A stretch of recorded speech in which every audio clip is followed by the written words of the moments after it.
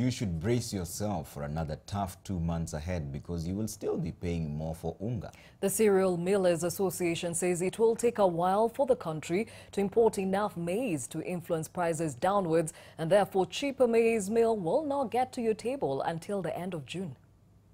For the last few months, Kenyans have watched helplessly as food prices hit record highs, knocking some basic foods such as ugali, milk and sugar off many tables. Kenya has the most expensive sugar in the world. Wow. Kenyan sugar today is more expensive than what you buy in Germany. The situation has gotten so bad that it has now become a political campaign tool.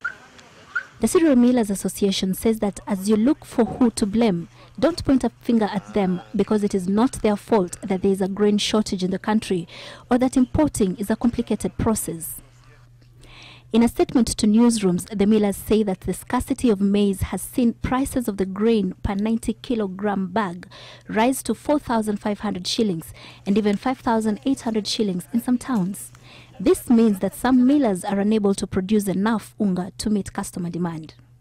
When the price of a 2 kg packet of unga first hit 150 shillings about 2 months ago, the government released maize from the National Cereals and Produce Board in the hope of lowering the cost of ugali. But then out of the 1 million bags that were promised, the millers only received 450,000 bags, which brought down the price of unga to at least 119 shillings. But this relief only lasted 12 days. If the miller has to spend more money to buy that maize, at the end of the day, you will have to spend more if you want to eat that ugali. We must have a policy in Kenya that privileges cheap food as opposed to rich farmers. Yeah.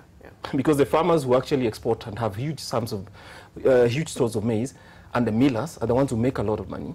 And government gives them price support by saying, look, in the market, the price of maize would be 2,200, but they pay 3,000, sometimes as much as that. So we have to make that choice. And then there's the matter of imports. Even though the budget that was read at the end of March made provision for duty-free maize imports to ease the escalating food inflation, it wasn't until last Friday that the Kenya Revenue Authority started implementing the directive. At the moment, the millers are surviving on grain imported from Ethiopia and Zambia, whose prices are as high as the local prices. There is a vessel on the high seas from Mexico with maize on board, and it is expected to dock in Mombasa tomorrow, with another one arriving on the 28th of this month. The arrival of these vessels, however, does not mean that the prices will start coming down immediately, since it will take a while to clear the cargo, especially because of the rains.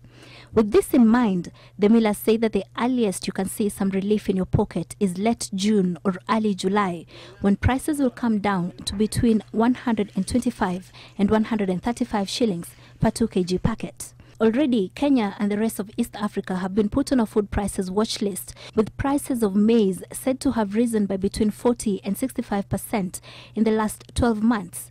As the region experiences high food prices, the Food and Agriculture Organization is reporting that prices globally have dropped by 1.8%, with the largest decline being on sugar prices that went down by 9.1% to hit the lowest level in 12 months.